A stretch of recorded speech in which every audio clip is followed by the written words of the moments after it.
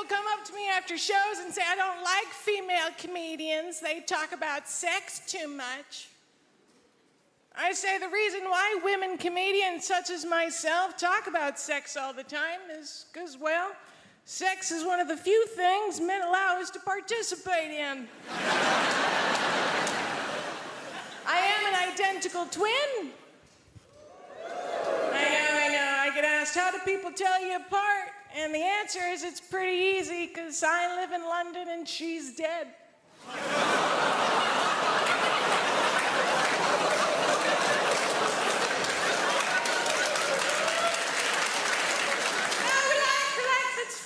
She died at birth. Which I'm absolutely okay with, because that means I'll always be the pretty one. You'll be relieved to know that being American is not my only disability. I also have a very mild form of cerebral palsy. It's not a big deal. In Japanese, it's called no seisho ni mahi.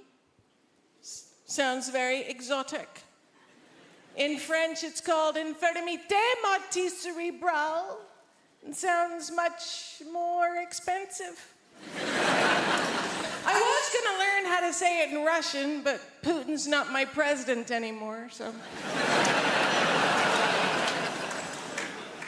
All it really means is I can't use the muscles on the right side of my body very well, even my face to a certain extent. God help the man hoping for a return on a left cheek kiss, because I will bite your face off.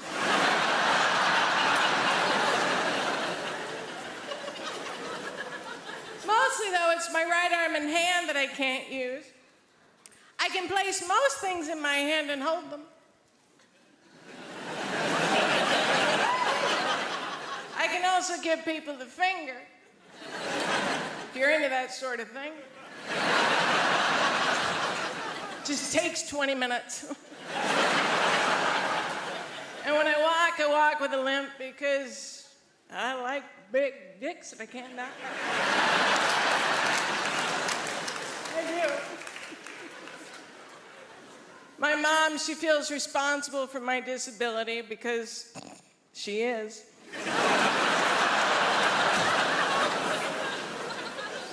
Don't want you to get the wrong idea. I love my mother very, very much. If it wasn't for her, I wouldn't be a comedian.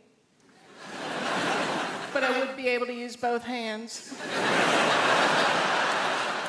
I moved to London 5 years ago, but I've been coming to the UK every summer for years and years before that, because I fucking love you guys. I do.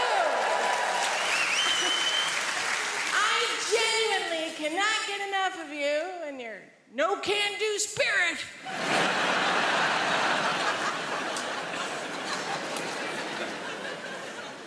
Also, as a disabled person that can't drive, I've figured out that countries with obvious alcohol problems have pretty decent public transportation.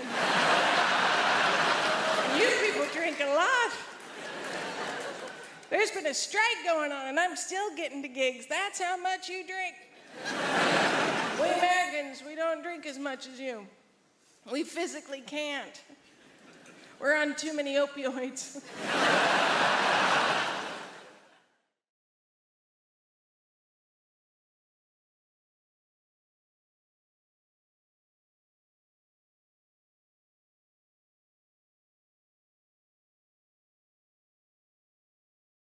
I think often a lot of people don't realise there's an actual person behind somebody's disability. And I experienced this, right, firsthand when I got lost in a park in Glasgow.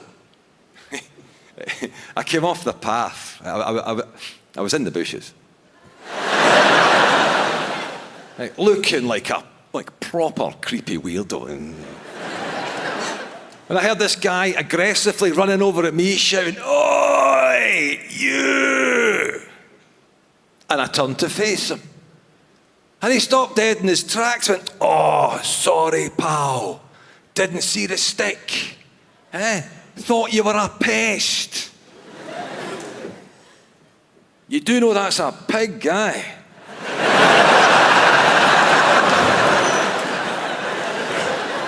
Yes. People only see my disability. I should see how much I can get away with. Do you know what I mean? Like, how much of a blind wronging can I be? Just go into a supermarket, blatantly shoplift a coat. I get busted trying to leave through the plate glass window again. Security guard. Excuse me, sir, is that your coat? Yes, do you mind taking the security tag off it? Certainly, sir. Can I just see your receipt? Right. Big innocent face. Hand him a blank bit of bog roll.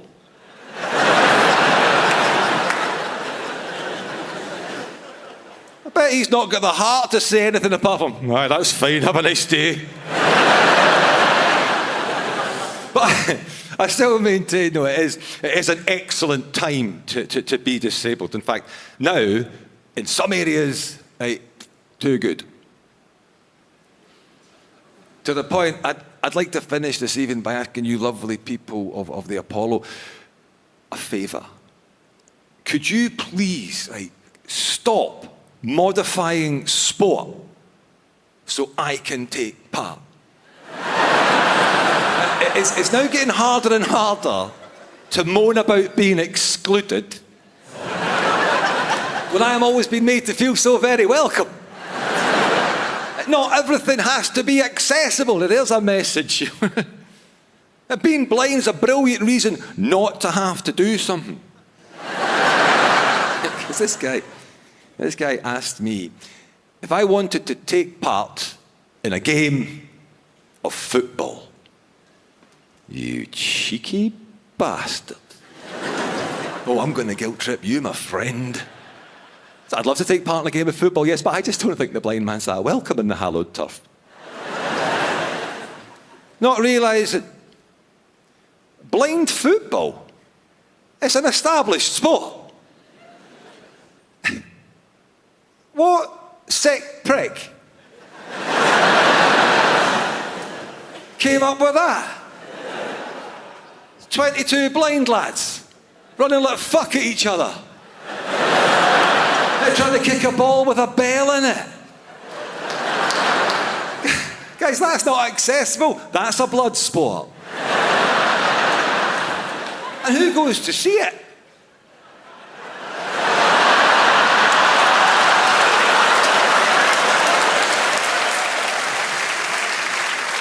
But I did. I played my part. I took part in one game. Yeah, they put me in goals. But I learned one thing. Like, in flight, a ball with a bell in it is silent.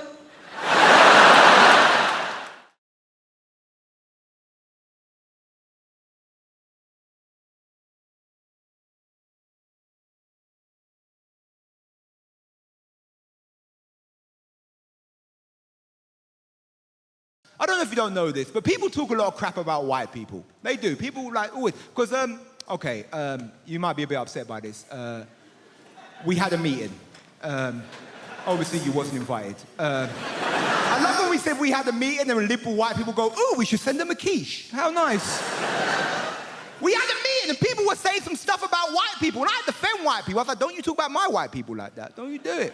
Someone stood up in the meeting and said, white people are more racist than any other race. I said, you shut your mouth, sir. That's not true. White people ain't more racist than any other race. It's just the white people that are racist are just the best. You know?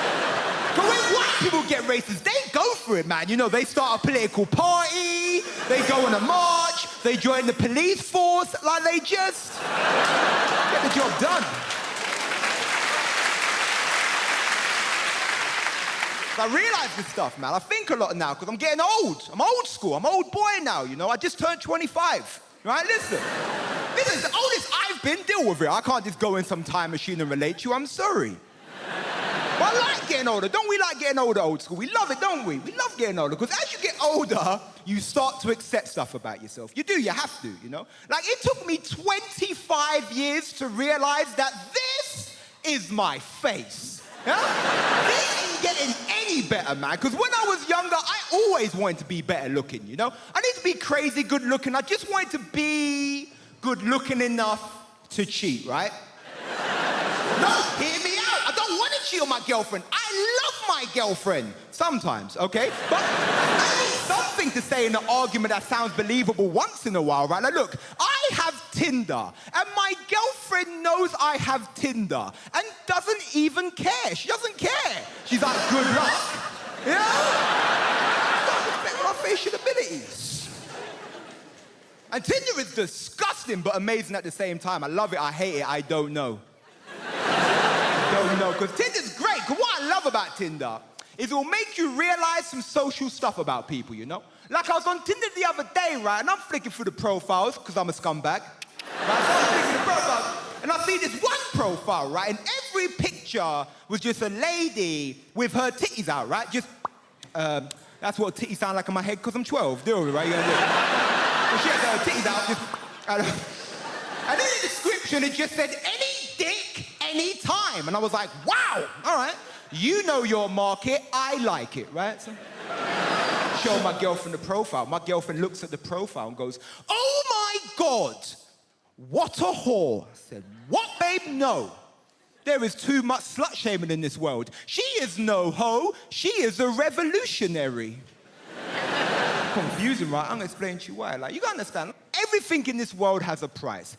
Everyone and everything has a price. And in this world where everything has a price, the price of vagina is very high, okay? Listen, if it was on the stock market, it would be oil and gold, right? But listen, I ain't just giving women no number. Men, we have a number as well. But we got dick, and dick ain't worth shit. Do you know what I'm saying? You don't just have dick.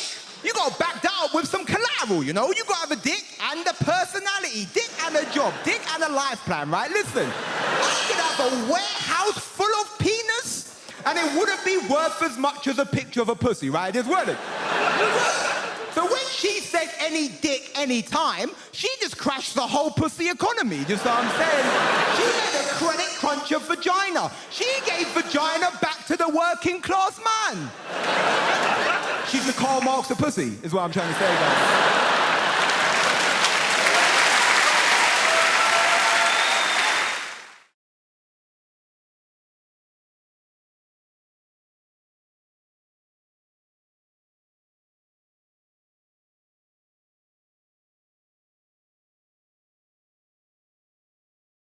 I said, what do you want? He goes, I want a cat. And I said, a cat?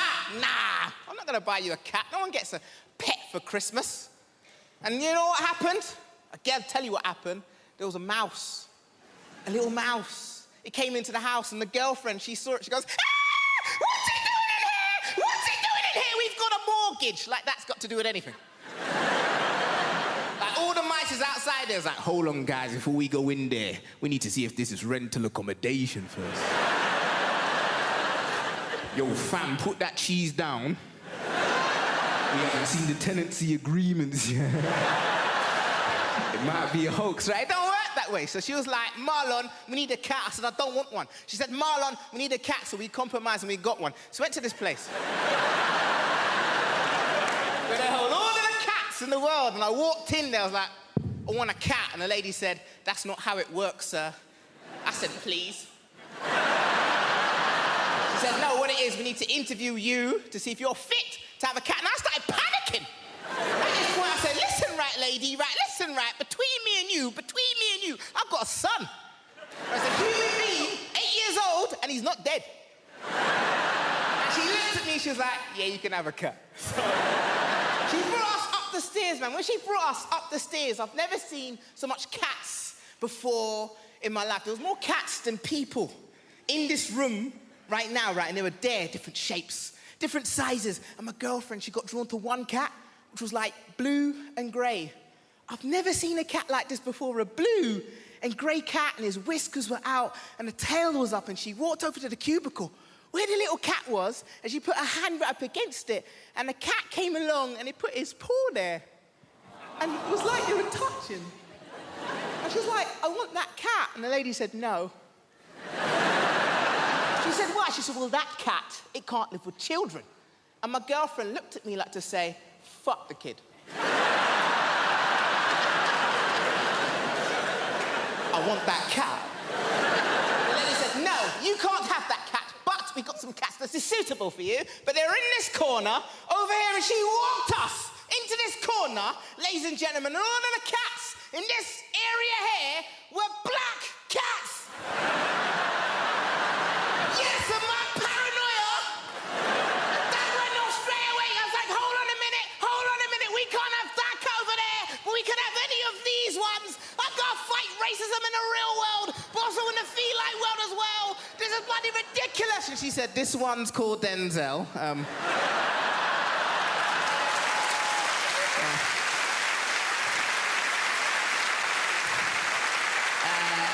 this is Barack and Michelle, right? They come.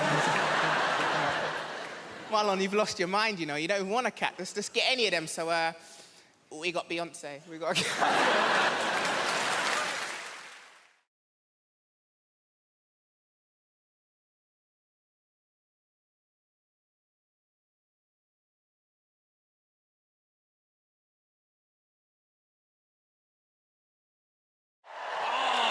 We have a great show for you tonight. We have a fantastic show. Very funny comedians. I know funny. I do very funny. People always ask me who I think is funny. That's the number 2 question I get asked as a comedian. The number 1 question I get asked as a comedian is, have you ever died? Soon as you tell someone you're a comedian, first thing they want to know, oh, you ever died? Oh, what's it like when no one laughs? Oh, tell us about the worst gig you've ever had in your life. Please, relive for me, in minute detail, the worst moment of your professional career. Have you ever really died? It's like saying to a doctor, tell us about the last patient you lost. What happened? With the family crying. I bet they were they? Yeah. People are such ghouls. It's the number 1 question. Have you ever died? Number 2 question, though, is what makes you laugh? People always want to know that from me. Who do you think is funny? And that's a nicer question. That's more understandable. You know, I make people laugh. People want to know what makes me laugh. In the same ways you might say to your hairdresser, who cuts your hair? Or you might say to someone in an Audi, who do you think drives like a cock? Same thing. I like that joke. It's a short joke, it's a sharp joke, and also with that joke, I get to spot every Audi driver in the room. I can just see you there. Pinched expression on your face there. All right, no need to be like that about it. I've done well for myself. It's a very reliable machine. And the fact that I can tell you're an Audi driver by the expression on your face means technically you've just given a form of indication. So well done. Good for you. Who knew you could do it? Yeah. Have you ever died? Who do you think is funny? You always get asked the same questions. That's why I don't like doing interviews. I love doing this job. This is great. I love standing here talking to you, though. But doing interviews, it's a necessary evil. It's part of the job. I having to answer questions. And I don't even like watching interviews. You'd rather watch a comedian tell jokes than talk about how they wrote them. You'd rather watch a singer sing songs than talk about their inspiration. You'd rather watch a sports person do their sport. You'd certainly rather watch a sports person do their sport. Come on now. Sports interviews can be turgid affairs at best. And then I hit it with my foot. You mean you kicked it? If you like. They're really interesting. And I'm not slagging sports people. It takes a great deal of single-mindedness to excel at a sport to a point where people want to interview you about it. But sports people are famous because they're good at sport, not because they're good at talking about sport. That's why you find a sports person who is good at talking about sport, the BBC will cream their knickers over them.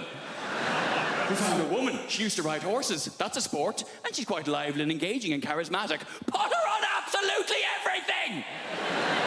Do not let her out of your sight. Even people I'm a fan of. Andy Murray. I love Andy Murray. Britain should be very proud of Andy Murray. He's done a lot to be proud of. He's won Wimbledon. He's Olympic gold medalist. And he put up with a lot of shit when he was named, 8th best in the world? Oh, you bloody loser, you. He's done a lot to be proud of. He's won Wimbledon, he's Olympic gold medalist, he's magnanimous in victory, he's humble in defeat. And he's a big comedy fan. He's been to see me live, I've met him, lovely bloke. But Jesus Christ. I cannot listen to him drone on one more time about how he won, stroke lost another tennis match. I can't do it. Well, then I hit it to him, and he hit it back to me, and I'm very good at tennis, but he is also very good at tennis. Some days I'm better at tennis than he is, but I think what's happened today was he was slightly better at tennis than I am, and that's maybe why he won the game of the... Oh, for God's sake, man! I'm not very sporty, you can probably tell. I like hill walking. Doesn't really count as a sport. I like hill walking and camping. Proper camping, though. None of your glamping bullshit. Glamping. Derivation of the words glamorous and camping, where you stay in a yurt, which is more expensive than a hotel. What is wrong with you? A lot of people don't realise yurt is a derivation of the words yura and twat. A lot of people don't realise that. I've made a list of pros and cons, because I've been spending a lot of time in brothels and prisons. Made a list of pros and cons, always good, give you a bit of balance, Con, complete loss of all feelings of hope and possibility. That doesn't sound very good, does it? It doesn't sound much fun, does it? Pro, increased plug socket access. Bang, 1-1. I say increased, it's actually total plug socket access. I've got 32 plug sockets in my house. Each and every one of them is now under my sole domain. Con, all experiences that formed the basis of my happiness and sense of self-worth are now destroyed by grief. Downer. A bit of a downer. Pro, less recycling. I can fit it all in the green box now. It's remarkable when you take into account just how much I'm drinking. Oh, John, you're meant to heat mulled wine. All right, Your Highness, hand me the bottle and leave. Con, I'm gonna lose me house. Bit of fun. Pro, 25% off council tax. I was on that like a ferret. Dialing as the door slammed. And that's us fresh out of cons. The rest are just pros, guys. Yeah. Increased freezer space, all 4 drawers. Cheaper gas and electric. Reduced wear and tear on fixtures and fittings. And when I say reduced, I don't mean by half, because I was only ever responsible for about 10% of scuffs and spills. So we're looking at a net reduction of 90% in real terms. This is my favourite one. Ultimate control over where the iPhone charger cable is and why it is there. There was a time it would take hours to answer the questions, where is the iPhone charger cable and why is it there? Not anymore. Plugged in next to the bed, most convenient place to have it. Simple. Is it unplugged in the bathroom? No, it's not. Be a ludicrous place to keep it. There's no plug socket in the bathroom. Is it in the front pocket of a rucksack you no longer use? That'll be the last place you look. That'll be very frustrating. Is it plugged in on a train we have alighted from? No. It's plugged in next to the bed because that's the most convenient place to have it. This year, I did no lilt February. Thank you. I know, it sounds impossible, but you take it one day at a time. Did I have any today? No, you're a legend. Get hard around the middle of the month, you get the cravings. It's called lilt guilt. You're like, oh, I bloody love the lilt. It's the night where you go to the shop at midnight, you kick the doors in, where's the lilt? And they're like, we don't stock it anymore. Like, ah! So you try and make your own hooch lilt. You know, you get a pineapple and a grapefruit, and you add in batteries and a horse's head, and you're like, it's good, but it's not totally tropical. Did that joke in America recently. Turns out they don't have lilt there. This is all I do. Imagine if this was your actual... I go like blah, blah, blah, and you go, ah, ha, ha, ha, money. Can't believe I get away with it. You do actual, proper London jobs. You know, like blacksmith, you know? Farrier.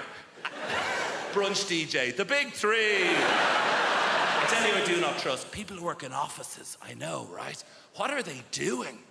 Nothing takes that long. They're planning something. They must be. Do you know? Do you ever call in to visit your friend in an office unexpectedly? Everyone just shits themselves. They're like, what's he doing here? Cover the screen, lie across the spreadsheet, get him out. Kind regards, warm regards, best. That's how they talk. In the email.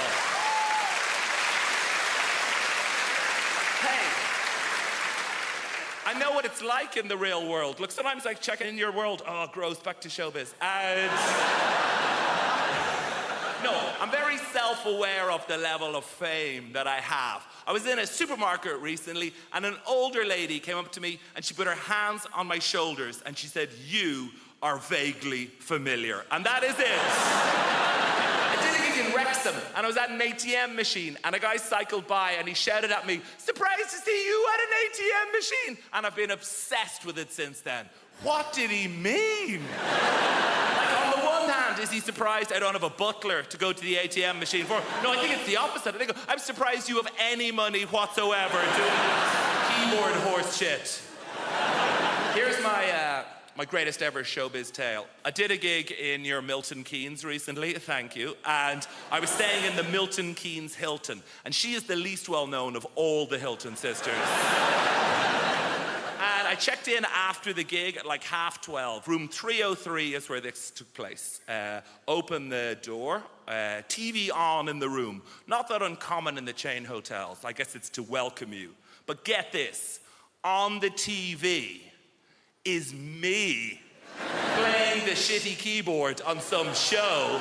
Immediate thought is like, is this a service they provide to all guests? If so, no, it's the realization, this is it. I've arrived, and I waltz into the room, down the little corridor with the loo away to the left, and as the room opens out, there is a fully naked man lying on the bed. So they've given me the key to someone else's room, but he is lying there, watching me on the TV, and he looks up.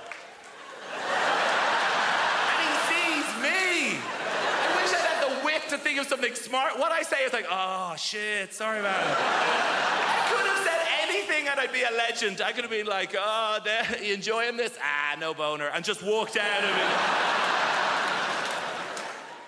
I have realised that the musician I want to be is the drummer from Coldplay.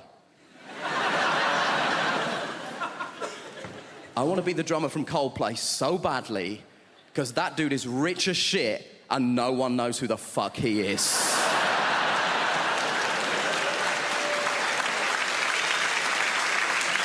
No one knows who the drummer from Coldplay is. He could be here and no one would know. It could be you, it could be you, it could be you.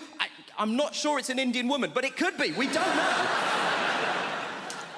I'm obsessed with the idea that this guy has the best life in the world. And I was telling my friend about this, and she tried to tell me something that she was trying to portray as a bad thing. Apparently, he loves Game of Thrones, so he said to HBO, "Can I be in Game of Thrones?" And they were like, "Yeah, man, you're the drummer from Coldplay. You can do literally anything you want. We'll restart The Sopranos if that's something that will make you happy, right?" Now, he is in Game of Thrones.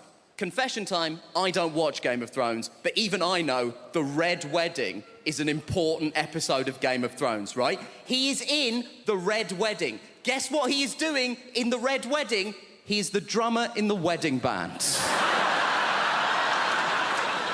That is the extent to which this guy's anonymity is a borderline superpower. He is in the most famous episode of one of the most popular television shows in the world, doing the thing he is famous for, and no one noticed.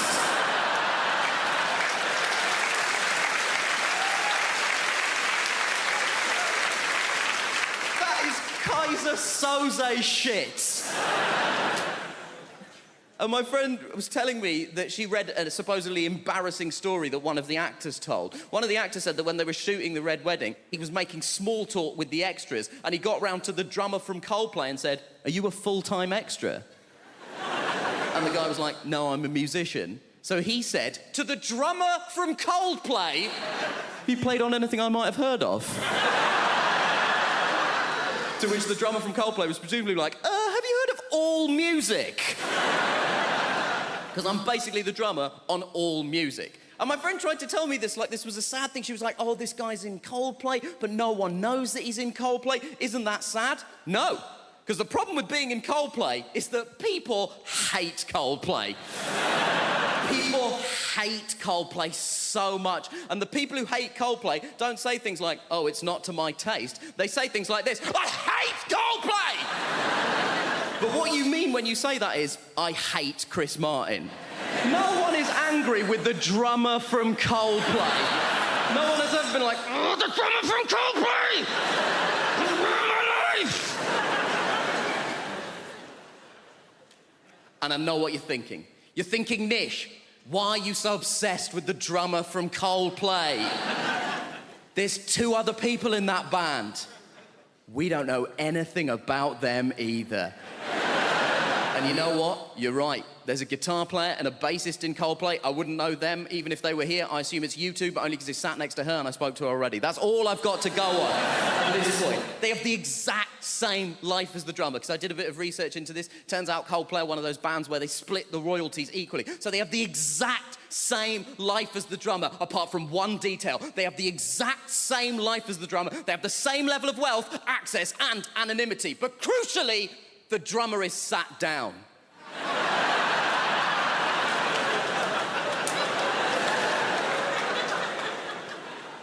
And that is the dream.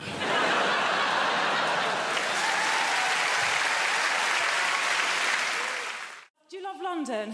I love London. I feel like London is created by the people, right? Who are just crazy and sexy and ambitious. I got into an Uber the other day, not bragging, and I got into an Uber and the driver, he said, would you like to have the radio on? And I was like, oh, I don't mind, it's up to you. And then he said, well, actually, I make my own music. Do you mind if I put some of that on? No, I don't. And then he put on Drake's new album. I wonder how often it works. I wonder how often there's a middle-aged white woman thinking, oh, well, he looks like Aladdin and he sounds like confidence personified. Pull over and jump in the back, Nikolai. I'm having a good life. I have recently started doing yoga, which is just change. Yes, woo for the yoga over there. Are you a team? Come to... I'm new to it. I love it. Yoga has changed my life. It's brilliant. Yoga is my new drug. My old drug was drugs. Which I'm not going to say anything positive about because it would be incredibly irresponsible. I'm not going to say anything positive about drug taking. What I will say is I didn't take MDMA until I was 32, and it was such a relief to know I could be happy. Just assume the equipment's broken. But yoga is nearly as good, and there's no downsides. It's given me a whole new language. My favourite new word is namaste. Yeah, it's a very old word, it's very sacred, and it means the yoga has finished now. And then you're allowed to leave. I think that the key to being happy as you get older is self-acceptance. Like, I have to accept things about myself now. Like, I'm 36, I thought I would have children by now, and I don't. In an ideal world, what I wanted to self-fertilise. I wanted to have children that were exactly my genetics so that I could show them to my parents and go, see, it was my childhood, they're fine. Science can't do that yet. And then I had a crazy day last month where I just thought, I'm just going to buy some sperm. I'm just going to buy some sperm off the internet. I've got a good job. I'm just going to buy some sperm. Guys, sperm is so much more expensive than I thought it was going to be. It is tens of thousands of pounds. We are all wasting a valuable resource. 17-year-old me would have been a millionaire if I'd learned how to catch it and chuck it in the freezer. It's a shock. I do think self-acceptance is the key. Like, there's things about myself I don't like, but I just have to accept now that they're not going to change. This is who I am. Like, so for instance, I don't like art. I think art is rubbish. I think lots of people think art is rubbish, but we're too worried of looking stupid, so we go along with it. I think that the worst art form is theatre. Right, okay, I can sense how unpopular this opinion is. Hear me out. I think theatre is diabolical. Look, I do, look, and also, I'm aware, if you are a performer of some kind, if you're an actor, look, please don't be offended. I don't mean being in the play. Obviously, if you're the person in the play that gets to put a wig on and walk up and down and move your arms and project your voice, saying things like, I think you'll find you're contradicting yourself, Alan. Fun. Having to watch it. Christ. I can't concentrate. I can't lose myself in the story. I know that it's not real because I'm surrounded by people eating crisps. And they don't let you look at your phone. So all you're thinking is, well, how long has it been?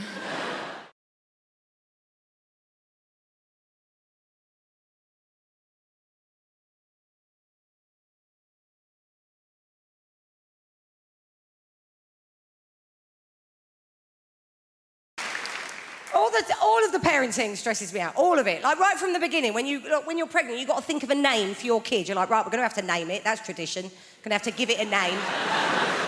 And it's hard to think of a name for a kid because that's their name. That's going to be their name all their life if it pans out. And I'm an indecisive person. I struggle to think of passwords for websites, and you get help for that, don't you? Like, oh no, weak. And names go in and out of fashion, don't they? Some names, they can be in fashion, but they don't come back in. We all know those names. And I tell you a thing that's back in fashion now, and I find it fascinating, is virtue names, right? That is back in fashion, those virtue names. It's a sort of Victorian notion that if you name your kid after a virtue, they might live up to that virtue. But that's risky business, isn't it? That's hubris. I wouldn't risk it. You could call your son Victor. He could end up a bit of a loser. Ernest, he could become a bullshitter. Grace is an ever-popular name. I wouldn't risk it. You could call your daughter Grace. She could end up a sort of galumphing oaf. Sacking her head on low beams. Falling into crockery at dinner parties. You'd be like, oh, come on, Grace. Do your laces up, babe. Stop farting. Prudent, she'll end up lip deep in debt, won't she? Chastity. Although my son is called Frank. Someone said to me, you've done it, innit? You've called your son Frank. That's a virtue. To be honest, to be above board, to be trustworthy. I was like, oh, shit, never thought of that. He'd end up an estate agent now, isn't he? He's funny, Frank. I think he's funny. I would say that, wouldn't I? Because I'm his mum. He's like, funny, my child's funny. Tell a joke. Look at 774 pictures of my child. But I think he's funny, right? I went to pick him up from school the other day. I pick him up every day because they get proper arsey if you don't. They do. They ring you. They're like, where are you? I'm like, TK Maxx, where are you? Oh, all right then, yeah. So, yes, I went to pick him up from school.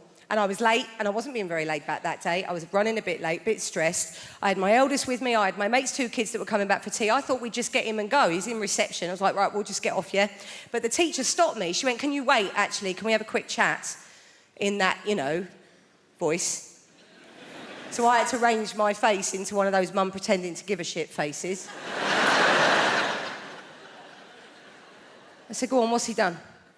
She said, do you want to tell Mummy what you did today, Frank, or shall I tell Mummy? He's got upset now. He's like, you tell Mummy. I'm like, what's he done? What? She said, look, today, Frank stuck a digit up the teaching assistant's bottom. I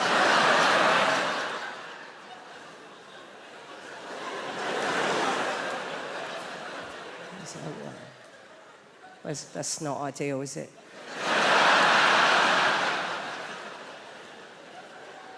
It's very difficult to know what to do with your face. I was going through all the faces in my phone.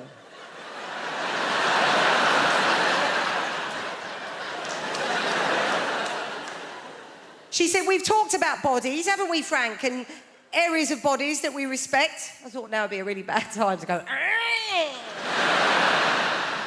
this is awful. I mean, this is a finger up the TA's... I mean, this is now they're teaching numeracy in primary education now. It's not like, oh, if Frank's got one finger up the TA's arse, how many fingers are still on the outside? I'm going to explain the concept and naked attraction to you. And you're going to think to yourself, Suze, previous to your gig tonight, did you nip outside and smoke some crack? Because that's how mental it is. Right, Emma, a girl walks out on stage. She's like, I'm looking for a boyfriend. And the host goes, brilliant, we've got 6 naked men in tubes behind. Then the host says to the girl, what are you looking for? And the girl will always do the same thing. She'll go, oh my God, you've really put me on the spot. And you think, no, you chose to come on this show, moron. She goes, well, I guess I'm looking for a boyfriend, but also a friend. I really like going to European city breaks, maybe someone that likes travel. And I really like music gigs as well, so maybe someone that likes music. And I guess if I'm being really honest, what I'm looking for is love. And the host goes, brilliant, let's see if you can find love by judging dongs. Okay?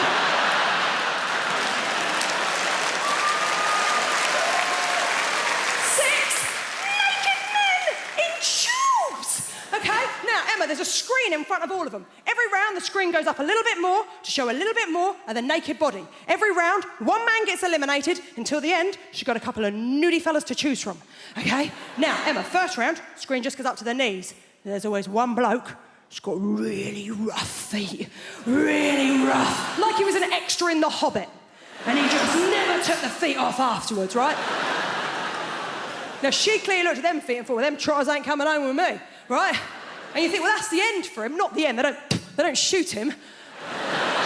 You think it's the end of the show for him, but it's not. It's not the end of the show, because he then has the indignity of the screen going the whole way up, so you see his penis and his face. Then he has the most awkward moment in television where he steps out of his tube, walks over to her and gives her the most uncomfortable hug you have ever seen. Well, you can tell all he is thinking is, don't touch the lady with your dick. Whatever you do, don't touch the stranger with your dick. And then his sad little ass walks off stage. Now,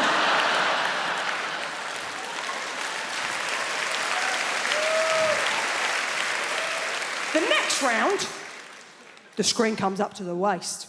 And let's be honest, it is the round we are all watching for. It's cock-a-clock. Now, it's not going to come as a surprise to any of you. There's a lot of people in this evening. I'll bet it doesn't come as a surprise to one person in this room. I ain't seen many willies. I ain't seen many of them. I ain't seen many willies. I'm not a connoisseur when it comes to willies. I was straight for a month when I was 18. I don't have the wrists, okay? But even to me, even to the untrained eye, there was one that I was like, oh, there's something up with him. There was something just not quite right about it. They're not meant to have a corner, are they? Halfway through, it had like a proper corner. Now, she clearly looked at that one and went, ooh. She can't do that, can she? She's got to go work on Monday. She don't look like a bitch on TV. So instead, she had to do a little lie. Emma, see if you can see where she went wrong. She went, I'm going to have to get rid of number 4. Kind of weird dick. I'm going to have to get rid of number 4 because the way that he's standing, he doesn't really look like a very confident guy. And I'm only really attracted to really confident guys. And I thought, he has his penis out on television. How much more confident would you like this twat to be? I wouldn't go down on a man with a vagina. Or, absolutely not. All on a man. No. Because a man's vagina would be disgusting. Like, I think it's a good thing that most women are born with them because you look after stuff. Like men, no, thank you. No. People get so angry though, man. Like, I always used to say the LGBT community, and then someone threw a bottle at me for not saying LGBTQIA+. And it's like, mate, I'm on your team. I just didn't know. Like, I didn't miss you out deliberately. Give people some credit. You've named your community after a bloody Welsh village. I'm not going to get everything right first time. Like, also, does anyone know what the A stands for in LGBTQIA? The A, anyone? Asexual, yeah. Now that baffles me somewhat. Like, I don't understand why those people would want to be part of the same group, because that means at gay pride you've got people who are like, I'm not ashamed, I'm proud, I'm a man and I love men, you know. I'm a woman, I have sex with women. And then you've got these people at the back who are like, I want no part of this filth. Like, holding up a blank placard, like, nothing! We want nothing! You're like, over there, that's a different march, isn't it? Surely. The problem with some sexist stereotypes, though, is that they're there for a reason, aren't they? Some questions can only be answered with a stereotype. For example, there's a stereotype that women can multitask and that men are just like, ha, the whole time. I think it's offensive to men more than anything. But some questions can only be answered with a stereotype. For example, why is it that you never hear about a woman who died wanking? It's exclusively a male method of death, isn't it? The rope around the neck and only the men. Now, this makes no sense because women masturbate. We know this. Women have masturbated since the 1980s, of course. I believe it was the sinking of the Belgrano that finally got them going. Now, statistically, there must exist women that like to strangle themselves to increase the size of their orgasm, but you never hear about them because they don't die doing it. Women seem to be able to strangle themselves and masturbate at the same time. You know why? Because they can multitask, you see. And men's like, ha! You're gonna die! Fuck it! Ha! And they die.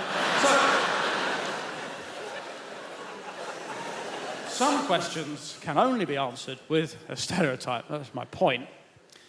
But these stereotypes were obviously used in the past to kind of make life harder for women. But now, some people think maybe life is harder for men because of the whole Me Too movement. I don't know about that. But what I do know is that no man could deal with the Me Too hashtag. Like, no, not even the really woke, liberal good guys. Like, I've got a friend who's a real good guy, you know, like one of them. And he, he's always blogging about why we can't eat prawns or some nonsense. And he's like, oh, this harassment stuff's terrible, isn't it? Oh, this harassment stuff, oh, makes you want to castrate yourself. What? That's what he said. Every man should just castrate himself. It's like, come on, mate, that's such a male response, isn't it? Because women still want to have sex, they just don't want to be harassed, right? So if women are like, hey, could you stop harassing us? And men go, oh, right, I see, well, I guess I don't need this anymore. Chop. Surely women are like, no, I still want to have sex just more on my terms. But then we're like, no, those are your options. Either we can harass you or it's nothing. The species ends. Pick a team, Karen. Huh?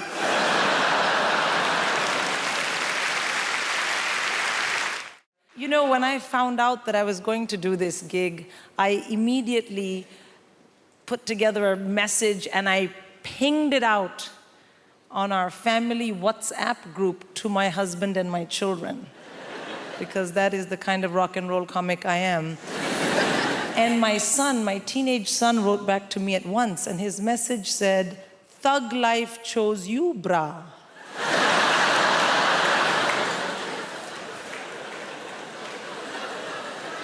And I was like, oh shit, my child has joined a gang. I mean, what kind of language is this? Thug and bra, it had 2 R's, but he's a terrible speller.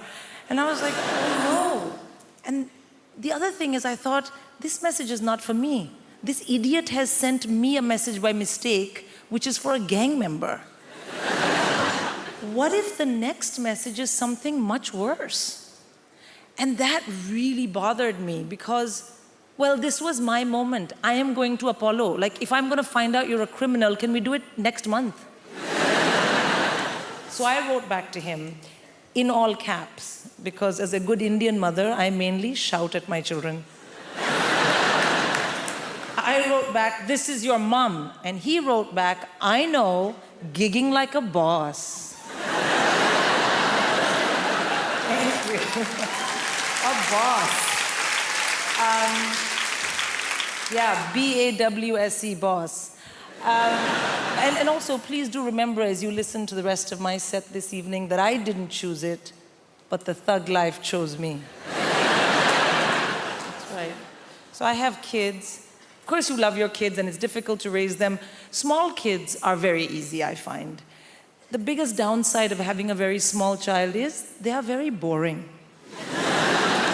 Yeah, they want to show you they love you by talking to you all the time, but everything they know, you already know.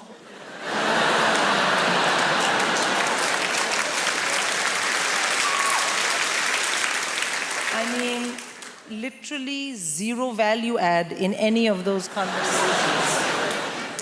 But you do it anyway because they're your kids, you know? And you know what people say? Small kids, small problems, big kids, bigger problems. And the reason is that as your kids get older, you have to discipline them properly.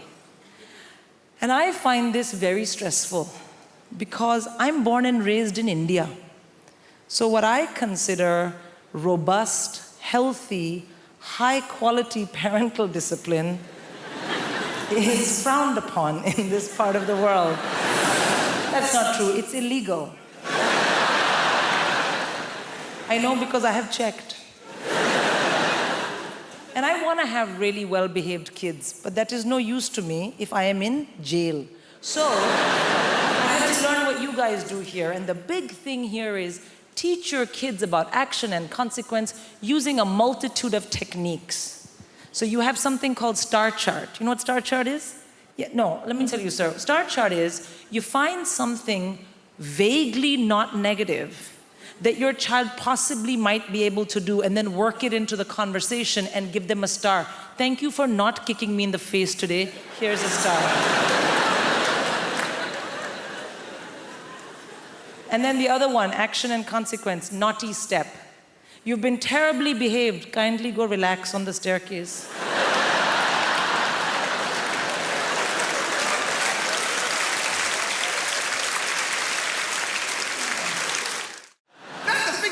Some crazy people and with some crazy ideologies. One of the craziest people I met and the funniest were these guys called the Black Israelites. If you don't know the Black Israelites, right, it's a group of black dudes in New York, right? And they think the black man's the original Jew, right? They think the white man's the devil. I mean, look, you know, they have a point, right? And they think Jesus, right, is coming back to put white people in slavery, right? Which, look, I think is messed up. Because I think white people would make terrible slaves. Do you know what I'm saying? You know, you whip them once, they run to the manager. You know, you try and give them bread and water. Is it gluten-free? No. It's not gluten-free. I know some old white woman making my dinner and stuff like, Margaret, if you make me another shepherd's pie, I'm gonna sell your ass. Stand on his porch. Start selling people. I don't know. I get called a lot of stuff now. Especially with the internet, I get called tons of stuff. I get called racist words, and I get called racist for making jokes about white people. I just want to say my mom's white. I have one at home. She's fine. I have one. I have no issues with white people. Love white people, right? But everyone calls me mad things. And I'll be honest with you, when you get called a lot of stuff, you have to have a thick skin. You can't let it bother you, because it'll just get you down if you always listen to that stuff. And it's never bothered me, except for one time. Someone said something about me, and it just really annoyed. Basically, someone called me middle class, and it just really... I threw my avocado on the floor. I was perturbed. I was like, Mother, take this away. I can't finish this avocado. Middle class? I ain't middle class. I'm not you. I'm from Ilford, man. If you don't know Ilford, it's in between East London. Don't you cheer Ilford, goddammit. Ilford is horrible. It's in between East London and hell. That's where Ilford is. Don't want to go Ilford, right? And it's that weird thing. It's like you work hard and then people think they can take away your identity from you. And that's like a weird point. It's like you can't be working class because you've worked hard. You get to play lovely gigs like this. You can't be what you are. And the thing is, like, I am working class in my heart. But there's a conflict. My brain says different sometimes. You know? Like, sometimes my friends will call me from prison. It's just what it is. It's just what it is. They'll call me up and they'll be like, yo, Jamali, you need to start repping for the mandem. And I go, you know what? I need to start repping for the mandem. They say, you need to start saying free the mandem. I'm like, you know what? I need to start saying free the mandem. And that's in my heart. I believe that. We should free the mandem. But then my brain goes, yes, Jamali. But now you have stuff they want to steal. So I'm like, yeah, free the mandem. If they've completed the course, maybe. I don't know. Free them up if they've, you know, if they've repented. I don't know. If they ring me up, they'll be like, yo, say free Ginger J. Free Ginger J. Say free Worm. Is Worm still locked up? You better free him. Say free Killer. Nah, I don't know about Killer, man. I'm not saying we should never free Killer, just don't free him where I live. Because I live in a nice gentrified area now, just what I'm saying. So it's like, and I'm angry at gentrification, but it's hard because it's delicious. I'm drinking my latte going, oh, these hipsters, do you know? Like, so yeah, free hit Killer, but just not where I live, not in my community. Because gentrification is a weird one, because does anyone remember when London was shit? Like, Hammersmith was shit. None of been able to be here. It was that bad. It was never Peckham shit. Peckham was shit. I go as far as Bethnal Green and look at Peckham through a telescope. That's as far as I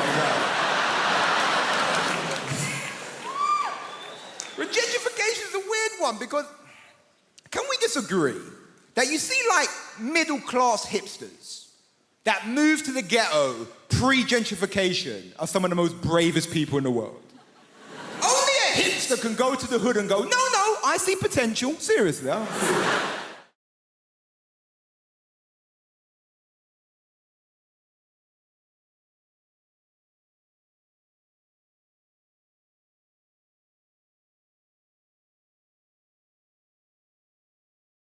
They say it's hard, you know, bringing kids up is difficult. They say kids these days are influenced by these new hyper-violent computer games. And that's nuts, isn't it? If we'd been influenced by the computer games from our childhood, we'd have to go around going like, beep, beep, beep. It'd be rubbish, wouldn't it? No one would play with that kid with beep, beep. Can I be in your gang? No, you're a bit weird, mate, to be honest. Imagine being influenced by Pac-Man. You'd have to like walk round in a darkened room munching pills and listening to repetitive music.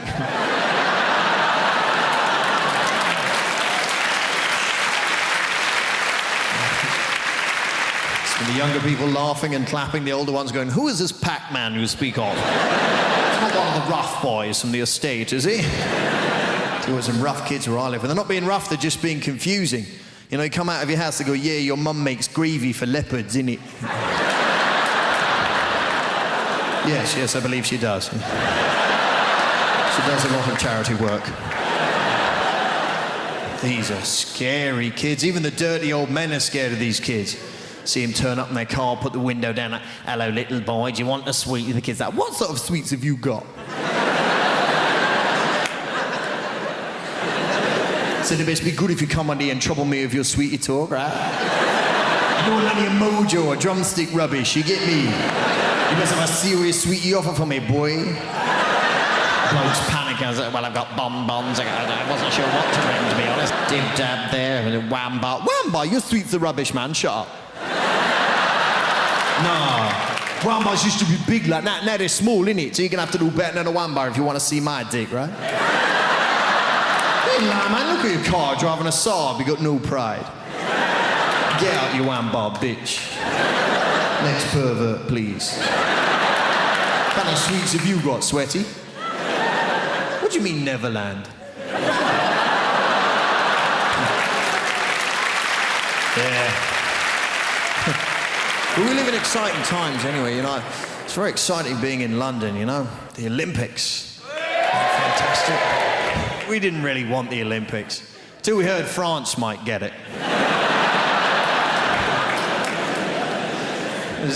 British people are, oh no, all that running and jumping. It's not really for us, is it? When is it? No, I'm busy that week. What? France are going to get it? Bollocks, we'll have it. Only in London would we have to have a poster campaign saying back the bid. No, fuck off, it'll be rubbish. Don't you think that's a bizarre response to that question? Like, would you like the oldest, most historically significant athletic competition the world has ever known, attracting athletes from every known nation on the face of the planet to come here and perform at the peak of their abilities in the very city where you live? Most British people go, where will we park? You know, because it's all residents round here. There's others going, no, man, the tubes will be packed, you get me? People getting on the underground with, like, javelins and shit. No. Coming in an escalator with a shot put, health and safety, boy. And there's a whole other section of British society going, you what? The Olympics? Let a load of foreigners in? Huh? Ones who can run and jump and swim, you let them in, you'll never fucking catch them. Huh? Place to be overrun with Lycra refugees. You're having a laugh, ain't you, mate?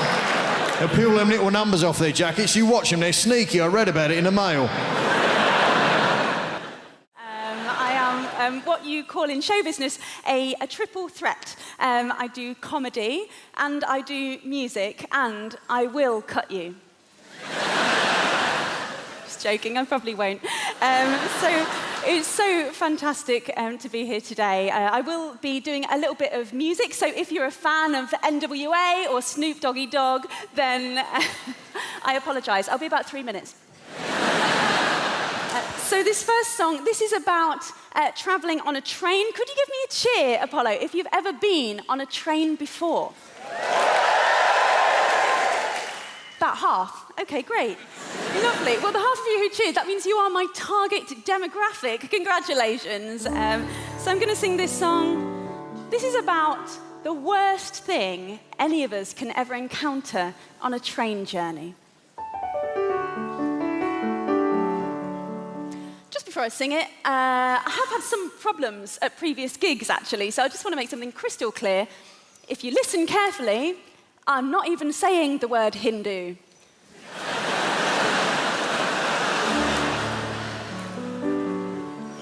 Just listen harder. Hindu on a train. Hindu on a train. Cowboy hats and penis cakes. Neck tattoos and big L plates, and voices like a foghorn in a drain. Hindu on a train, groping every passing male. I suspect you've been to jail, and God willing, you might all go again. And although I have so many things to say to you, I'm aware that there are 6 of you, and all of you have had more fights than me. I've never glassed someone, but I do know how. Perhaps I'll glass you now. Hindu on a train. You brought your own speakers too, brilliant. To belt out Calvin Harris tunes. I mean, the maid of honor's clearly on cocaine. On a train. You see me staring and you threaten me. Then drunkenly you all set on me. And with a dick-shaped bottle take your aim. If you only knew, we're not so different, me and you. Just 3 months ago, my friends Hindu, we got drunk and we pretty much hijacked a plane. We were worse than you. We went down on all the crew. Mostly reluctant gay men, some women too. We got thrown out of Spain. You see, we're all the same. But you're not listening, you're bashing out my brain. Hindu on a train.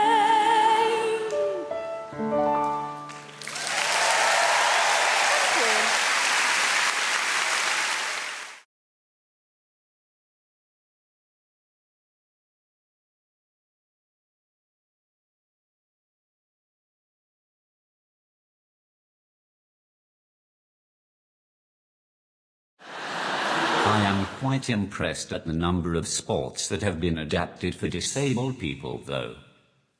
It's nice that they are so inclusive these days. I reckon we should go further and adapt versions of classic board games as well. You could play a very special edition of Guess Who, where all the characters had disabilities. No one would ever win, because everyone would be too afraid to describe their character in case they caused offense.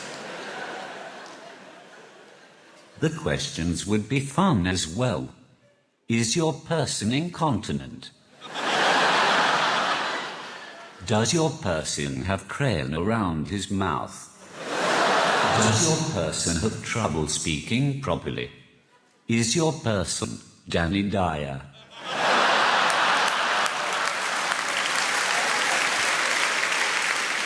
You could also have a disabled version of Monopoly, where every space is just free parking. speaking from the personal experience of a bloke with a disability, I think that the dating game is much harder for people like myself. I've tried speed dating. That didn't work. By the time I'd typed out a sentence, it's time to move on to the next person. And I'm not looking for sympathy either. I'm just using emotional blackmail to try to get someone to sleep with me. I'll be in the bar afterwards, if any of you are interested. Yes, even you, sir.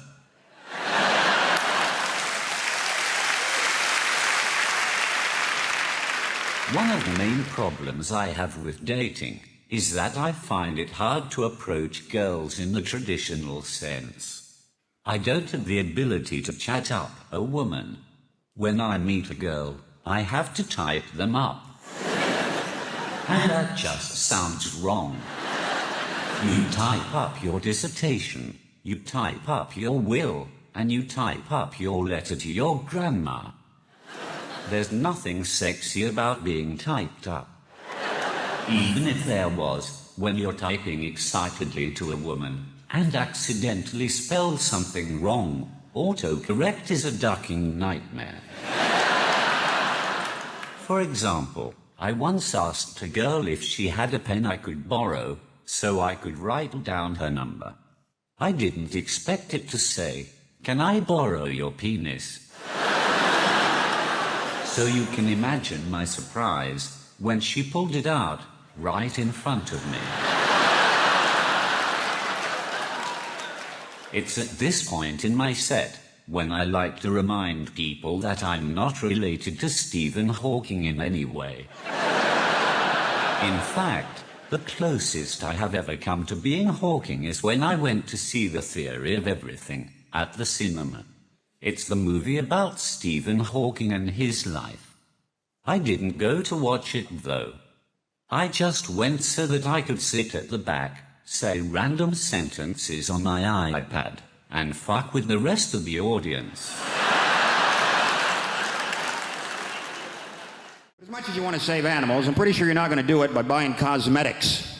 Pretty sure you can't walk into the body shop and buy some burdock root peppermint oil foot scrub, and some little badger somewhere in Scotland is going to go, "Wow, I feel a whole lot better about my life right now." One guy, he's buying that burdock root peppermint oil foot scrub.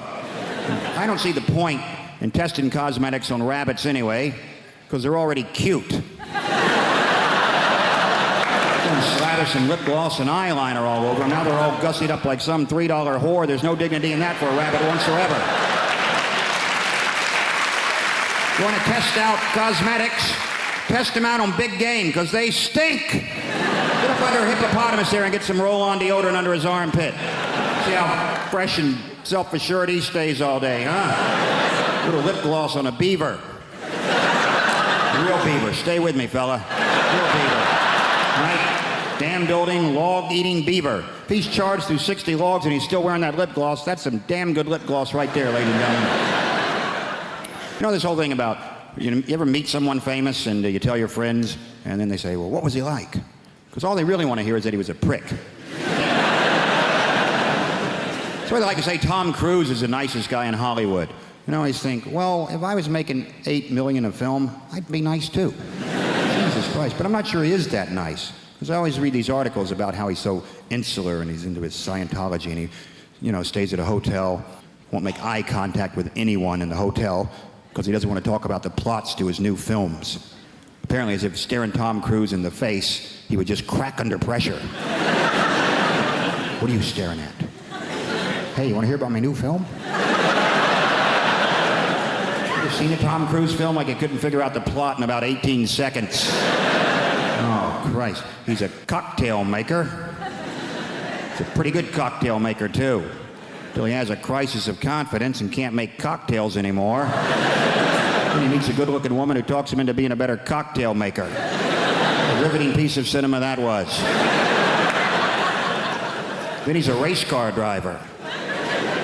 Pretty good race car driver, too. Till he has a crisis of confidence. Can't race cars anymore. Then he meets a good-looking woman and talks him into being a better race car driver. Then he's a jet pilot. Some of you are starting to see a pattern emerge here. Pretty good jet pilot? Yes, he was. Until he had a crisis of confidence, couldn't fly jets anymore. Then I believe he met a good-looking woman who talked him into being a better jet pilot. Then he was a sports agent. Then he was the brother of a retarded guy. He was a pretty good brother of a retarded guy until he had a crisis of confidence and wasn't so sure he was such a good brother of a retarded guy. Then he met a good-looking woman who talked him into being a better brother of a retarded guy. Then he was some kind of, I don't know what he's in now, War of the Worlds. Maybe he fights the world. You know what? I'll bet he's a pretty good world fighter. But at some point, he'll probably have a crisis of confidence. He's going to meet a good-looking woman who convinces him it's okay to fight the world. Could be a Scrabble player for all I care. He's a pretty good Scrabble player. Until he draws all vowels. Has a crisis of consonants. And he meets a lovely Welsh woman who teaches him a lot of words he's never heard before.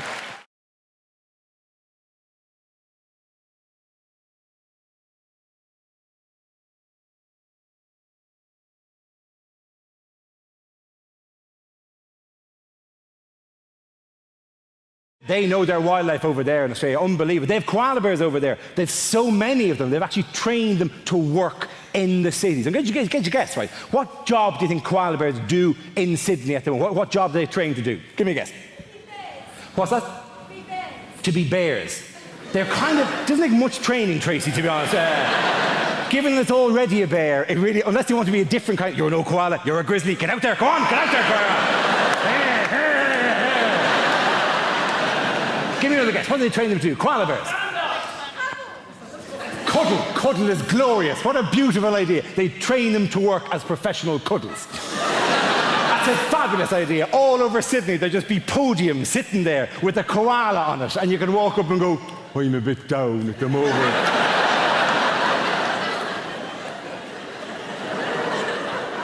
And the koala will go, come here, come here.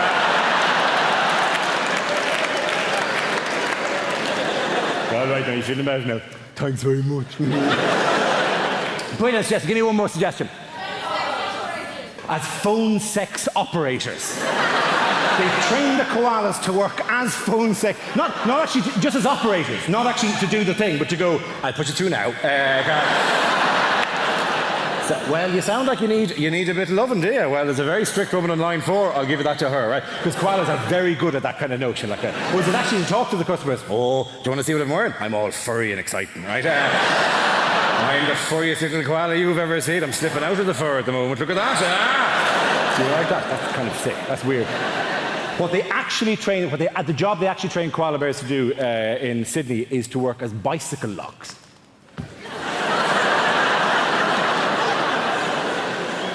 You take the koala, you put him in the frame of the bicycle, his little hands reach around through the spokes of the wheel, and then he just holds on to the bicycle like that.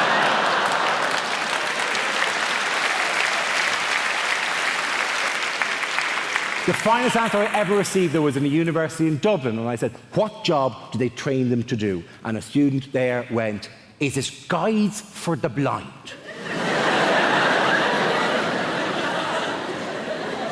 And I said, well, surely they'd use dogs for that. And she said, not for walking, for climbing.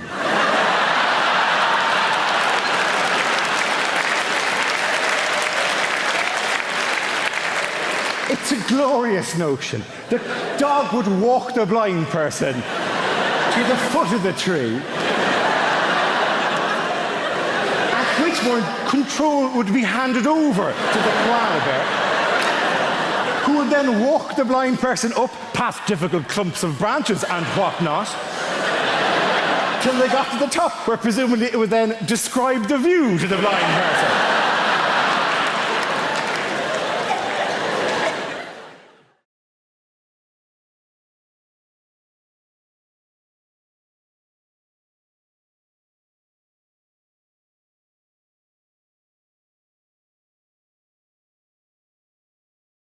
So I'm gay.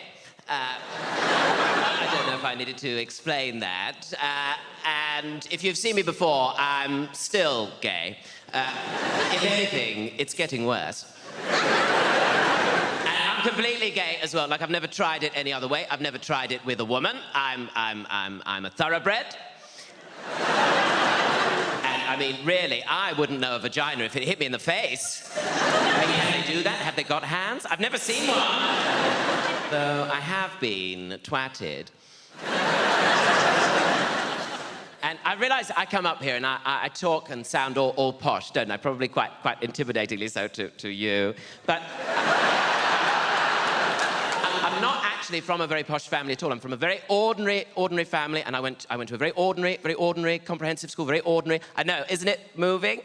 And I do think at school, like, they try and prepare you for life, don't they? I don't know how well they do it. Like, I remember at primary school, they used to try and prepare us for life by giving us assemblies every day. We'd have assembly every day, where we'd all be sat in the hall, on the floor, in rows, and then the teachers would be sat on the end of the rows on chairs because they were stronger.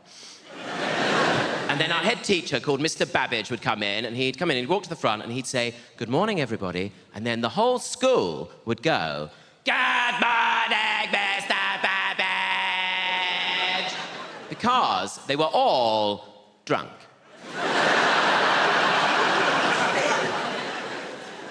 And then he'd read us a story, and it would always be a story about, like, how to make a soup out of stones. And I think Jesus was there somewhere. And there was always a moral, and the moral was always something like, be poor.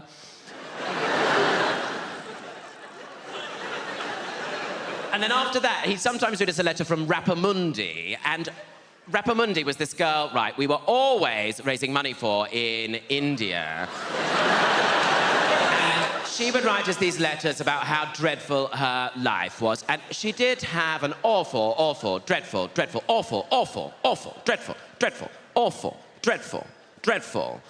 life. But then she always found time to write.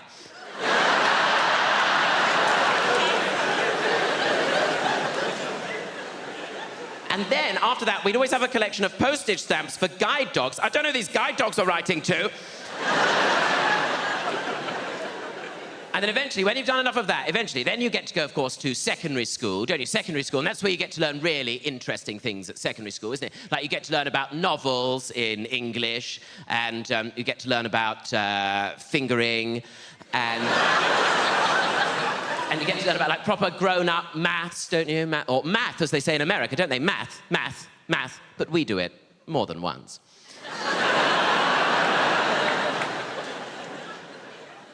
And I remember learning things like Pythagoras' theorem. Do you remember that? Pythagoras' theorem. Do you remember that? Do you remember that? Sohcahtoa. Do you remember that? Sohcahtoa. It's a thing. I'm not just having a stroke.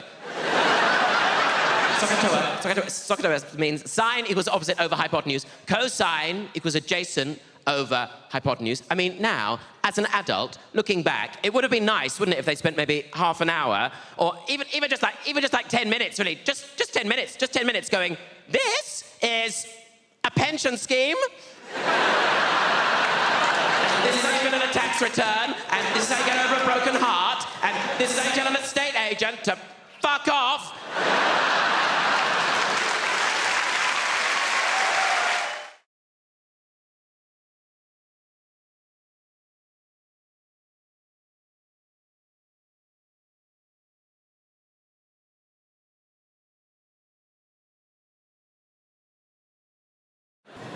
They say it's hard, you know, bringing kids up is difficult. They say kids these days are influenced by these new hyper-violent computer games.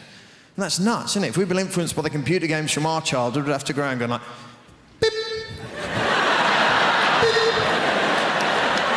beep. It'd be rubbish, wouldn't it? No one would play with that kid with beep, beep. Can I be in your gang? No, you're a bit weird, mate, to be honest.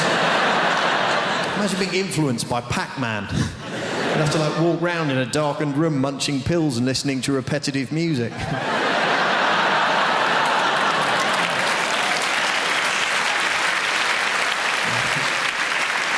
of the younger people laughing and clapping, the older ones going, who is this Pac-Man you speak of? It's not one of the rough boys from the estate, is he? There were some rough kids where I live, and they're not being rough, they're just being confusing. You know, you come out of your house, they go, yeah, your mum makes gravy for leopards, innit? Yes, I believe she does. She does a lot of charity work. These are scary kids. Even the dirty old men are scared of these kids. See him turn up in their car, put the window down, like, hello, little boy, do you want a sweet? The kid's like, what sort of sweets have you got? So it best be good if you come under here and trouble me with your sweetie talk, right? You don't want any mojo or drumstick rubbish, you get me? You must have a serious sweetie offer for me, boy. Blokes panic. I was like, well, I've got bonbons. I wasn't sure what to bring, to be honest. Dib dab there, and wham bar. Wham bar, your sweets are rubbish, man. Shut up. Nah. Wham bars used to be big like that. Now they're small, innit? So you're gonna have to do better than a wham bar if you want to see my dick, right? Hey, man, look at your car driving a Saab. You got no pride. Get out, you wham bar, bitch. Next pervert, please. How many sweets have you got, sweaty? What do you mean, Neverland? Yeah. But we live in exciting times anyway, you know. It's very exciting being in London, you know. The Olympics. Fantastic. We didn't really want the Olympics till we heard France might get it. British people are, oh no, all that running and jumping. It's not really for us, is it? When is it? No, I'm busy that week. What? France are going to get it? Bollocks, we'll have it. Only in London would we have to have a poster campaign saying, back the bid. No, fuck off, it'll be rubbish. Don't you think that's a bizarre response to that question? Like, would you like the oldest, most historically significant athletic competition the world has ever known, attracting athletes from every known nation on the face of the planet to come here and perform at the peak of their abilities in the very city where you live? Most British people go, where will we park? You know, because it's all residents round here. There's others going, no, man, the tubes will be packed, you get me? People getting on the underground with, like, javelins and shit. Coming in an escalator with a shot put, health and safety, boy. And there's a whole other section of British society going, you what? The Olympics? Let a load of foreigners in? Huh?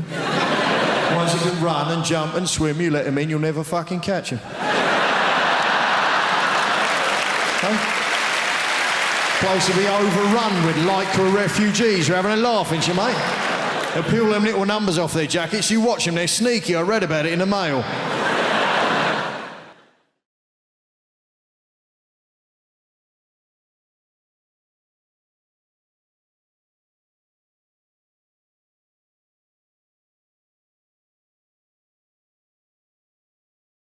This is true, this. Does anyone know? I fail my test. Can anyone tell me what happens, right? If you're on your driving test and an animal ran out in front of the car, what are you supposed to do?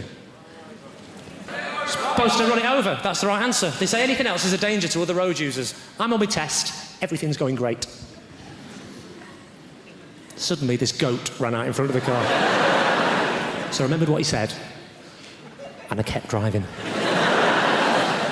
A few seconds later, I look in my rear-view mirror. The goat is fine. I've missed him by millimetres. Now, obviously, I didn't want to fail my test. So I slapped it in reverse like that. But I must have been chasing that little fucker through that field for 45 minutes before I ran over his head, and he still failed me. Where's the justice in that?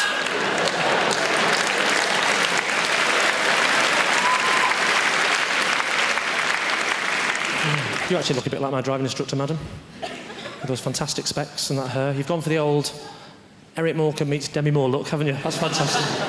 Actually, lend me those glasses for a second. Just, you do. What's your name, madam? Lyndall. Where are you from? Mordor? Lyndall. My name's Lyndall.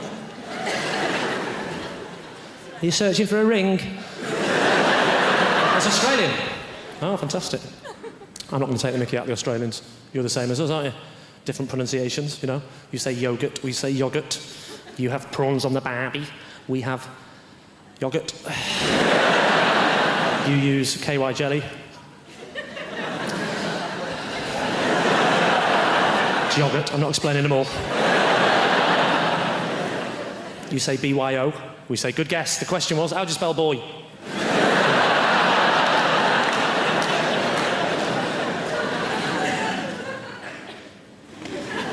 Arsenal. What do you do for a living? Are you a welder?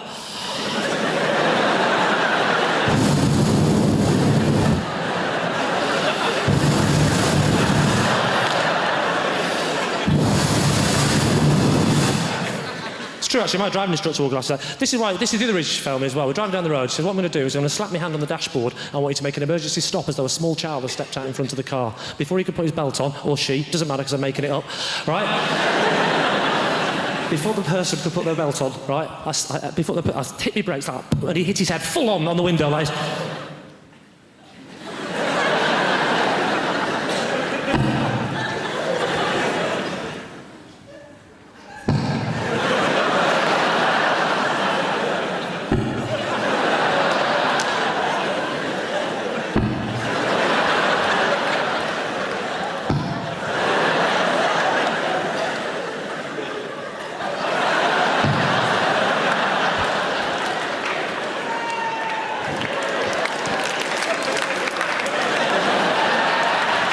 I'm just showing off now. Oh, by Jove! Hey! Hey! When he turned around to me and said, why don't you wait till I slap my hand on the dashboard? I said, there's a child's life at stake here. I haven't got time to mess about with games, mate. Oh, sorry, you didn't see any of that, did you? No, sorry. You were just sat there, weren't you, going, what's he doing? What's that noise? Has he got a kind face? We're very fortunate. We had a wonderful time in our life. I became a dad 18 months ago. Thank you very much. He's actually 9 years old, but I've only just started getting involved. The hard work's done. I'll step in now, I think. No, he's a baby. He's a wonderful boy. It's stressful, very stressful. Not for me, for my little boy. Very stressful being a baby. His socks just fall off all day. Just start the day, you look down, his socks are off again. Imagine if you were going through that as adults. Your mental health would be in the gutter if you were going through that. I'm amazed that isn't more baby's first words when they learn to speak, not mum and dada. What the fuck's going on with these socks? Seriously. Mad being a baby. My little boy, he's 18 months old. He's got 3 xylophones. Why would anybody need 3 xylophones? There's professional xylophone players with less xylophones than this kid. I said to my wife, I said, why has he got 3 xylophones? She goes, oh, he likes to play one in the bath. That's some kind of eccentric billionaire. What is going on here?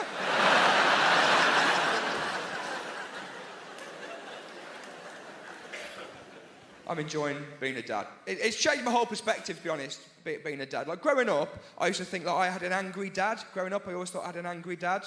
And now I'm a dad, and I'm like, oh, no. We just pushed a very reasonable man to breaking point.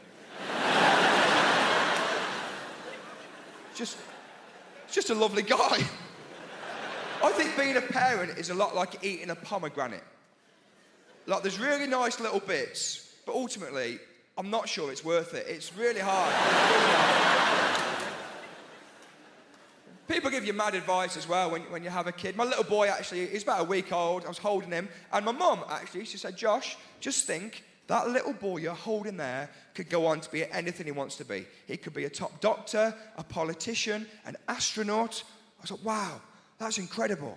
But also, I wouldn't have thought so. An astronaut, from me to an astronaut in 1 generation. That's a hell of a leap. I went to the pub the other day. It was a push door. I was pulling it. I thought the pub was closed. I just went home. I could see people inside. Well, how have they got in there? What's going on? NASA are not knocking down my door. I don't think he'll be a politician either, because he's going to go to the same shit school in the Midlands that I went to, And politicians, they all go to the posh schools, don't they? And people don't like that. They say, oh, politicians, they all go to the posh schools. I think that's okay. I think that's fine. I don't think you'd want anybody from my school being in charge of the country. Maybe this is very progressive, but I think if you learn maths in a porter cabin, don't get involved in government. I don't know. If you learn about history by watching Blackadder on a wheeled-in TV, stay out of it.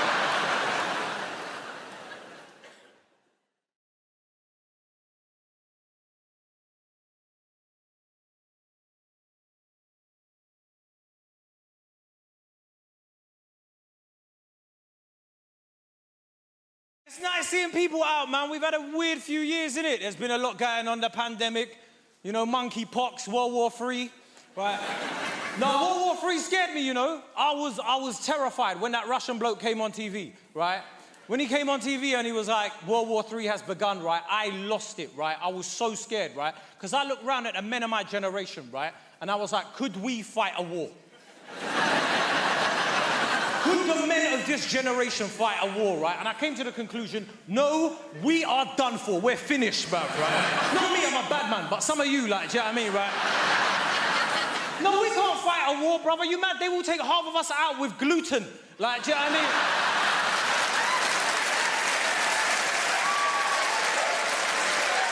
Be real, man. They won't even need to drop bombs. They'll just drop blue top milk over the front lines, right? Just see all of us just shitting everywhere. Crying like, where's the gender neutral toilet? Shut up, it's a war, bro!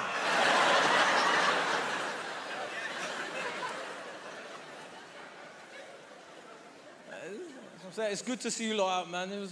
That whole thing was scary, man. Do you know the scariest part of that thing? The mayor of London came on TV, right? And he was like, London is well placed in case of a nuclear attack. I was like, are you out of your goddamn mind? There's leaves on the track and we're done for. Forget a nuclear winter, we can't survive autumn, bruv, right? It's nice seeing you guys out, man. We've had a weird few years, man. Monkeypox is on the horizon, right? There's going to be no anti-vaxxers when it comes to that one, is there? Right? As soon as you see a massive pimple that big on your face, you're like, yeah, inject it, bruv. Do what you want, right? The thing with COVID, we had everything in it, right? Like, people were talking about the vaccine. Like, there was people on both sides that I didn't understand. Like, I don't care if you're vaccinated, just have a good reason, because I didn't get both sides of it. You know, you had pro-vaxxers and you had anti-vaxxers. Are there any anti-vaxxers in? They're louder on Facebook, innit? Like...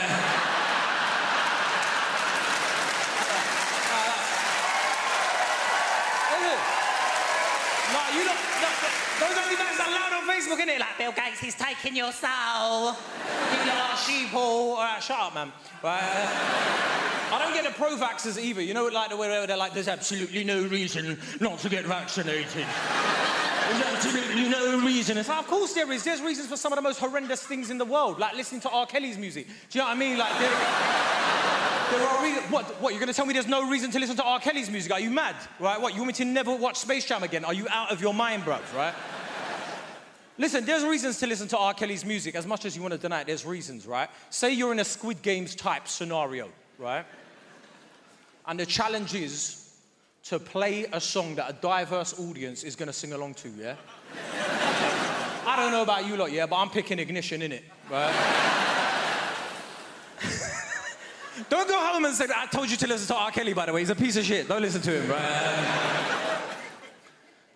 Nah, I don't care whether you're vaccinated or not, if I'm being honest, right? As long as you have a good reason, right? As long as you've got a good reason, I don't mind what you want to do with your life, man. It's your life. Do what you want, right?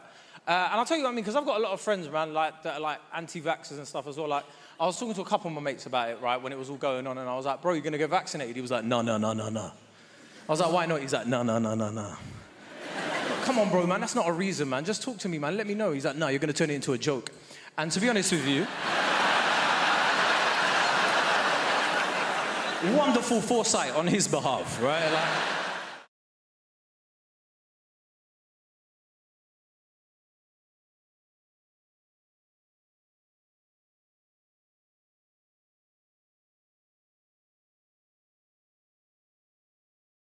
going away with my wife. She does this thing, right? If you get her in an airport, I'm not allowed to have my own passport.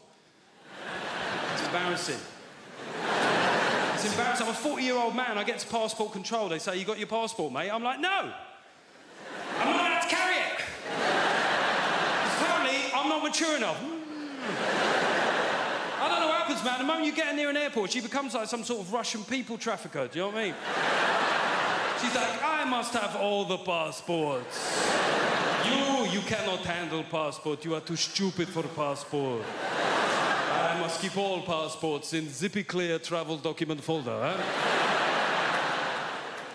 alongside printout from TripAdvisor. But you may carry the bags.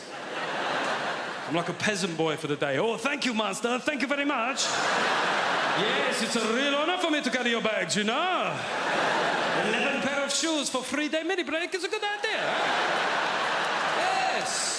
Maybe you will become a centipede while we are in Egypt. Who knows?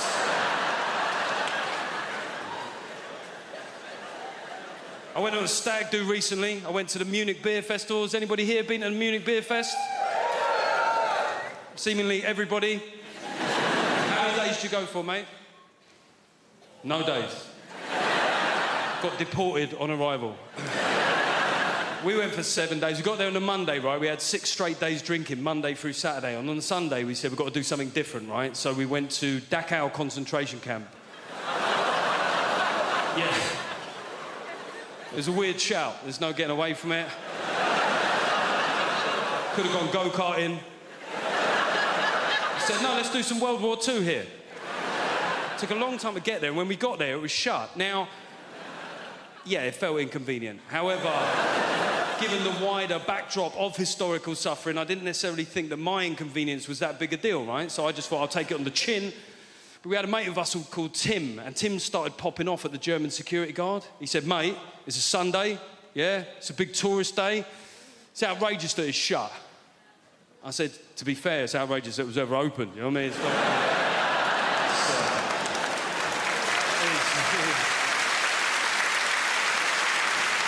It is weird that you're making this about you, Tim, to be honest.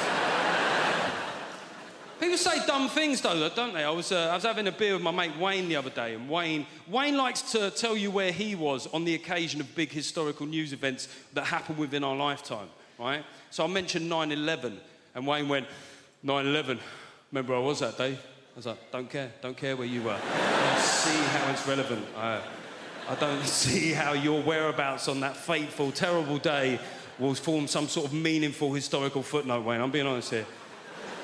He looked hurt. He went, I went, all right, where were you? He went, karate. I went, see, that's exactly the sort of trivial shit I was worried about, Wayne. He said, well, you know, I was in New York 6 months before that. Makes you think, doesn't it? I was like, no. No, to be honest, all it makes me think is I wish you'd been there 6 months later. Sorry. Oh, we have a great show for you tonight. We have a fantastic show. Very funny comedians. I know funny. I do very funny. People always ask me who I think is funny. That's the number 2 question I get asked as a comedian. The number 1 question I get asked as a comedian is, have you ever died? As soon as you tell someone you're a comedian, first thing they want to know, oh, you ever died? Oh, what's it like when no one laughs? Oh, tell us about the worst gig you've ever had in your life. Please, relive for me, in minute detail, the worst moment of your professional career. Have you ever really died? It's like saying to a doctor, tell us about the last patient you lost. What happened? With the family crying. I bet they were they? Yeah. People are such ghouls. It's the number 1 question. Have you ever died? Number 2 question, though, is what makes you laugh? People always want to know that from me. Who do you think is funny? And that's a nicer question. That's more understandable. You know, I make people laugh. People want to know what makes me laugh. In the same ways you might say to your hairdresser, who cuts your hair? Or you might say to someone in an Audi, who do you think drives like a cock? Same kind of thing. I like that joke. It's a short joke, it's a sharp joke, and also with that joke, I get to spot every Audi driver in the room. I can just see it there. Pinched expression on your face there. All right, no need to be like that about it. I've done well for myself. It's a very reliable machine. And the fact that I can tell you're an Audi driver by the expression on your face means technically you've just given a form of indication. So well done. Good for you. I knew you could do it. Yeah. Have you ever died? Who do you think is funny? You always get asked the same questions. That's why I don't like doing interviews. I love doing this job. This is great. I love standing here talking to you, though.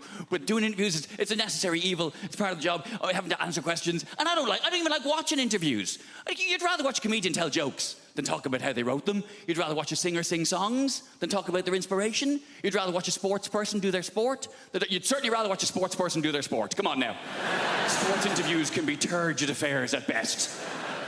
And then I hit it with my foot. You mean you kicked it? If you like. They're really interesting. They're really, and I'm not slagging sports people. It takes a great deal of single-mindedness to excel at a sport to a point where people want to interview you about it. But sports people are famous because they're good at sport, not because they're good at talking about sport. That's why you find a sports person who is good at talking about sport, the BBC will cream their knickers over them. We found a woman. She used to ride horses. That's a sport. And she's quite lively and engaging and charismatic. Put her on absolutely everything! Do not let her out of your sight. Even people I'm a fan of. Andy Murray. I love Andy Murray. Britain should be very proud of Andy Murray. He's done a lot to be proud of. He's won Wimbledon. He's an Olympic gold medalist. And he put up with a lot of shit when he was, what, 8th best in the world? Oh, you bloody loser, you. He's done a lot to be proud of. He's won Wimbledon, he's Olympic gold medalist, he's magnanimous in victory, he's humble in defeat. And he's a big comedy fan. He's been to see me live, I've met him, lovely bloke. But Jesus Christ. I cannot listen to him drone on one more time about how he won, stroke lost another tennis match. I can't do it. Well, then I hit it to him, and he hit it back to me, and I'm very good at tennis, but he is also very good at tennis. Some days I'm better at tennis than he is, but I think what's happened today was he was slightly better at tennis than I am, and that's maybe why he won the game of the tennis. Oh, for God's sake, man! I'm not very sporty, you can probably tell. I like hill walking, doesn't really count as a sport. I like hill walking and camping. Proper camping, though. None of your glamping bullshit.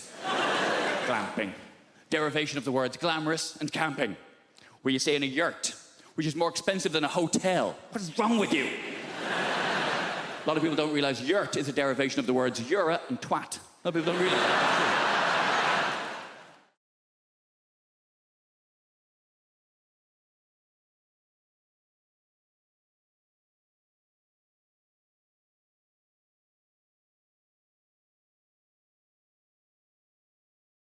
This is true, this. Does anyone know, I fail my test. Can anyone tell me what happens, right? If you're on your driving test and an animal ran out in front of the car, what are you supposed to do? Supposed to run it over. That's the right answer. They say anything else is a danger to other road users. I'm on my test. Everything's going great. Suddenly, this goat ran out in front of the car. So I remembered what he said, and I kept driving. A few seconds later, I look in my rear-view mirror. The goat is fine. I've missed him by millimetres.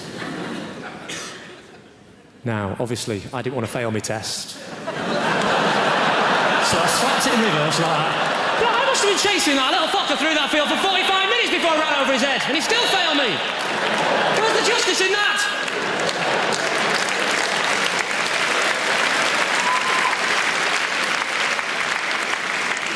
You actually look a bit like my driving instructor, madam. With those fantastic specs and that hair. You've gone for the old Eric Morecambe meets Demi Moore look, haven't you? That's fantastic. Actually, lend me those glasses for a second. Just, you do. What's your name, madam? Lyndall. Where are you from? Mordor? Lyndall. My name's Lyndall. Are you searching for a ring? That's Australian. Oh, fantastic. I'm not going to take the mickey out of the Australians. You're the same as us, aren't you? Different pronunciations, you know. You say yogurt, we say yoghurt. You have prawns on the barbie, we have yoghurt. You use KY jelly. It's yoghurt, I'm not explaining them all. You say BYO, we say good guess. The question was, how do you spell boy?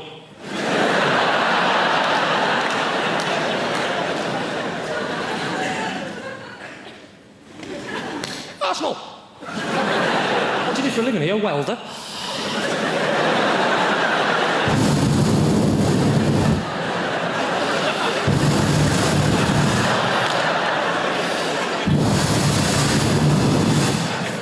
It's true, true, actually. My driving instructor wore glasses. This is the other Ridge film as well. We're driving down the road. She said, what I'm going to do is I'm going to slap my hand on the dashboard. I want you to make an emergency stop as though a small child has stepped out in front of the car. Before he could put his belt on, or she, doesn't matter because I'm making it up, right? Before the person could put their belt on, right, I hit my brakes like that, and he hit his head full on the window like...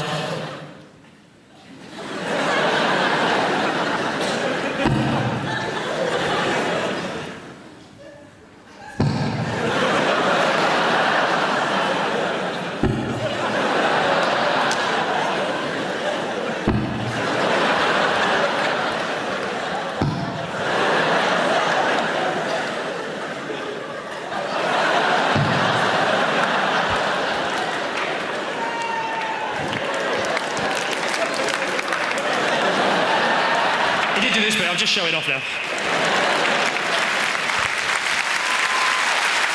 Oh, bad job! Hey! Hey! Then he turned around to me and said, why don't you wait till I slap my hand on the dashboard? I said, there's a child's life at stake here. I haven't got time to mess about with games, mate. Oh, sorry, you didn't see any of that, did you? No, sorry. You were just sat there, weren't you, going, what's he doing? What's that noise? Has he got a kind face?